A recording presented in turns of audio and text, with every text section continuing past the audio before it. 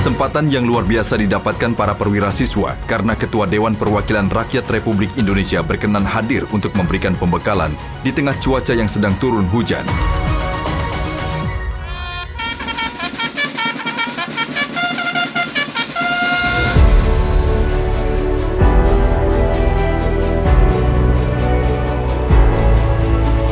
Uang wajib dikembalikan.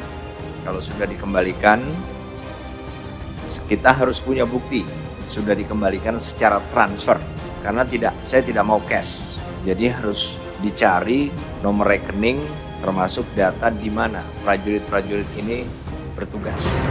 Ada dandim yang gembrot nggak sini? Tunjuk suruh ke sini.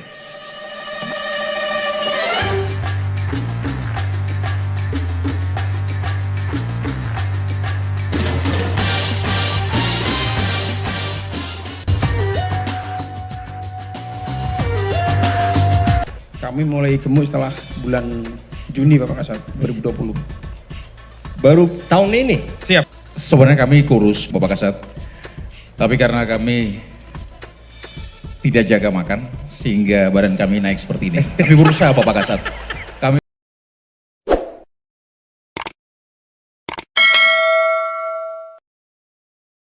Panglima TNI Marsikal Hadi Cahyanto akan segera memasuki masa purna bakti ya.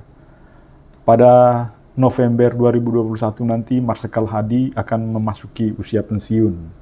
Dan ini kan 3 bulan menjelang pergantian sudah ramai ini pemberitaan di berbagai media bahwa sudah ada desas-desus lah siapa yang akan menggantikan Marsikal Hadi menjadi Panglima. Saya sih menjagokan Jenderal Andika, Kepala Staf TNI Angkatan Darat sebagai Panglima. Jadi saya punya alasan yang jelas. Meskipun rencana pergantian Panglima TNI sudah ramai diperbincangkan sejak tahun lalu, keadaan ini mesti bisa dimaklumi karena sudah tidak lagi berfungsi sebagai dewi fungsi ya. Dewi fungsi ABRI. Peran TNI dalam percaturan politik di Indonesia masih sangat diperhitungkan. Ini karena latar belakang sejarah berdirinya TNI ya.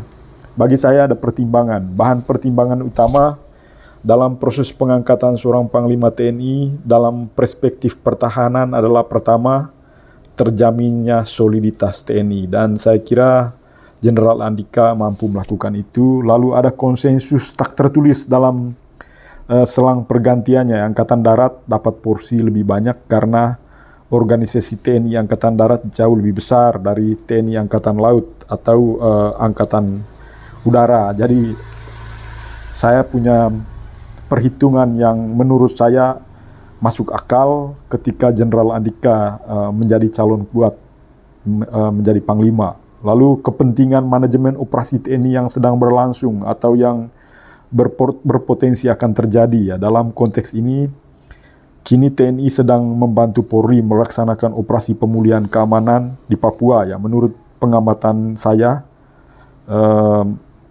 operasi ini sangat banyak hal yang harus dibenahi, menyangkut operasi intelijen, teritorial, tempur, komando, dan pengendalian serta penyiapan pasukannya.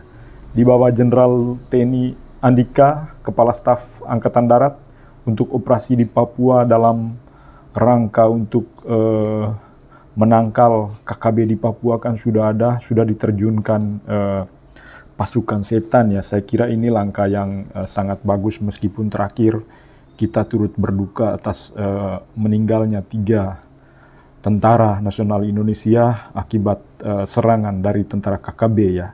Tetapi bagi saya Jenderal Andika adalah punya profil yang sangat menarik ya teman-teman.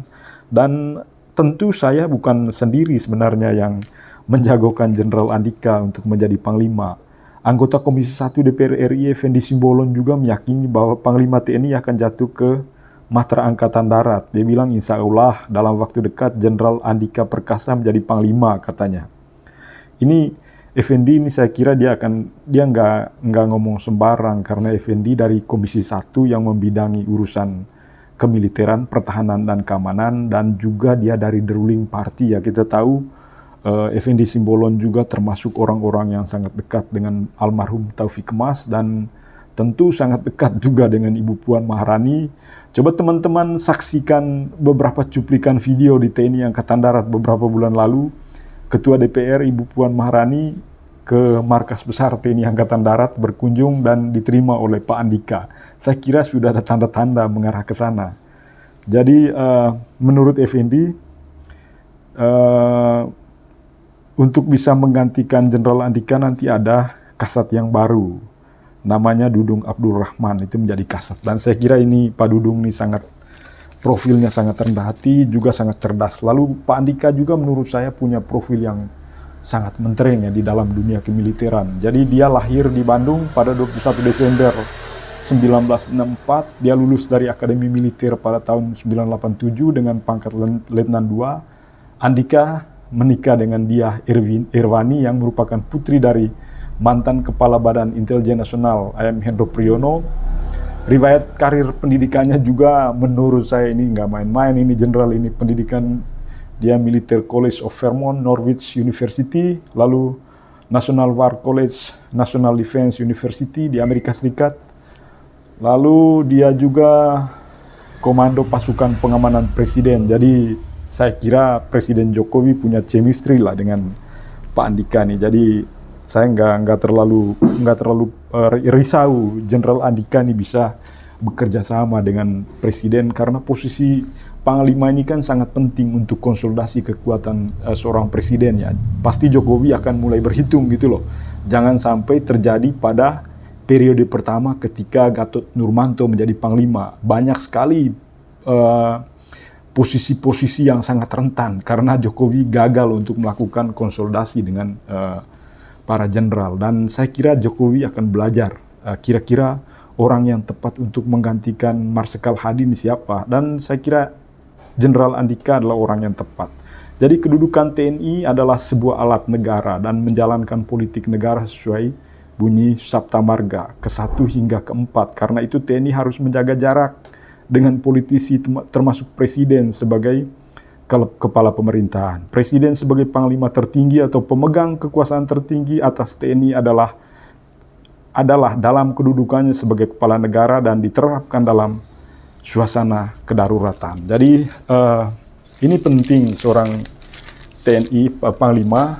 Kalau kita lihat di dalam berbagai video dari Jenderal Andika ini kan pendekatannya sangat humanis, lalu personal touch-nya terhadap bawahannya juga sangat bagus, lalu pencitraan kepada masyarakatnya juga sangat bagus. Artinya saya baru melihat seorang jenderal TNI Angkatan Darat yang benar-benar kelihatan mukanya berwajah ramah ya. Ini kan meskipun tampang lahiriah, tetapi ini sangat penting supaya bisa membalikan paradigma cara berpikir orang atau stigma orang tentang TNI gitu loh. Jadi ini penting. Jadi Pak Andika ini sudah mengubah paradigma kemiliteran. Dan kita teman-teman, saya mengajak teman-teman untuk bisa melihat cuplikan-cuplikan video yang kami ambil dari YouTube TNI Angkatan Darat untuk bisa memberi gambaran bahwa memang Jenderal Andika ini adalah salah satu sosok yang menurut kami sangat penting di dalam dunia kemiliteran dan pantas untuk menjadi Panglima ya. Dari segi kerja, jadi Jenderal Andika ini menjadi salah satu orang yang paling penting, jabatan paling penting di tengah COVID-19 ini. Jadi dia menjadi panglima perang untuk melawan COVID-19. Jadi sudah kelihatan di dalam berbagai video dia sangat mobile dari satu daerah ke daerah lain untuk melakukan koordinasi dengan tentara-tentara di bawahnya supaya Republik ini bisa paling kurang COVID-19-nya bisa turun, lalu bisa berkoordinasi dengan kepala-kepala daerah. Ini bagus sekali. Lalu dia bisa menggalakkan vaksinasi supaya dipercepat. Jadi banyak sekali sebenarnya kerja-kerja yang dilakukan oleh Jenderal Andika. Lalu terakhir dia berani untuk membongkar korupsi di TNI Angkatan Darat. Saya kira ini menurut kami sangat penting dan teman-teman bisa menyaksikan sendiri bagaimana cuplikan video-video dari Jenderal Andika dan Dudung Abdul Rahman yang menurut kami sangat penting untuk kita simak bagaimana kiprah dari Jenderal Andika, dan saya benar-benar sangat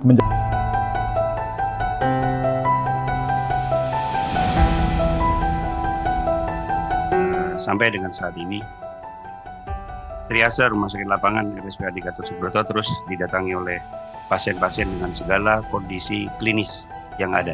Sampai saat ini sekitar lebih kurang 700 orang yang bisa kita rawat inap, sekitar sampai saat ini 216.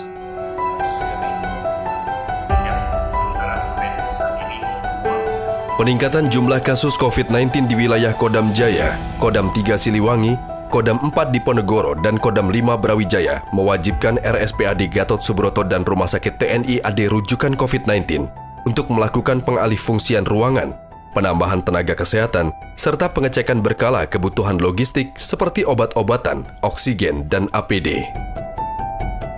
Untuk yang di IGD antrian berapa? Saat ini ada 34 pasien. Masih 34 antri. Nah, rumah sakit lapangan kenapa? Untuk rumah sakit lapangan, yang rumah sakit lapangan 2 Bapak, sampai hari ini masih pembenahan untuk suhu. Memang kemarin sudah ada penambahan AC dan kami pantau sampai siang hari ini suhu memang sudah stabil rata-rata sekitar 22 derajat Celcius. Oke, jadi kan 22 menurut saya sudah cukup moderate lah untuk suhu ya. Mulai besok sudah mulai bisa direncanakan untuk pengalihannya. Mana yang bisa dirawat di Rumah Sakit Lapangan 2. Karena apa? Karena untuk besok sudah jelas AC ini akan normal kembali. Menteri BUMN RI Erick Thohir mendatangi Mabes Angkatan Darat untuk bertemu dengan Kasat Andika Perkasa. Kedatangannya untuk membicarakan tugas baru atas arahan Presiden RI yang menunjuknya sebagai Ketua dan Jenderal TNI Andika Perkasa sebagai Wakil Ketua Komite Pelaksana Penanganan COVID-19 dan Pemulihan Ekonomi Nasional. Erick Thohir juga berkesempatan mengikuti telekonferensi berkala untuk meminta jajaran TNI memberikan dukungan kepada Komite Pelaksana Penanganan COVID-19 dan Pemulihan Ekonomi Nasional. Penyerahan lambang kesatuan, tongkat komando, penanggalan dan penyematan tanda jabatan Panglima Komando Cadangan Strategis Angkatan Darat. Maijen TNI Dudung Abdurrahman mendapat kepercayaan mengemban amanah baru sebagai Panglima Komando Cadangan Strategis Angkatan Darat. Upacara serah terima jabatan dilakukan di Markas Besar TNI Angkatan Darat yang dipimpin oleh Jenderal TNI Andika Perkasa. Menjalani tanggung jawab baru sebagai Pangkostrat, mantan Panglima Kodam Jaya Jayakarta ini akan meningkatkan profesionalisme para prajurit Kostrat. Saya akan meninjau, melihat pasukan saya yang paling terdepan, pasukan saya yang paling mendapat kesulitan. Karena pemimpin itu harus berani mengambil suatu kebijakan dan keputusan dengan melibatkan eselon terdepan. Karena mereka itu yang menerima dampak secara langsung dari keputusan dan kebijakan yang kita ambil. Selain itu, Pangkostrat juga akan menjadikan prajurit Kostrat lebih handal dengan memberikan latihan yang cermat, teliti, dan akurat. Saya akan evaluasi segala macam latihan-latihan, dan saya evaluasi hasil dari operasi baik di Papua maupun di perbatasan. Sejauh mana hasil evaluasi tersebut akan kita kaji dan akan kita latihkan. Sehingga prajurit-prajurit Kostrat akan menjadi prajurit-prajurit petarung, pemberani, dan jagoan. Karena lebih baik kita mandi darah di dalam latihan daripada pulang nama di medan pertempuran.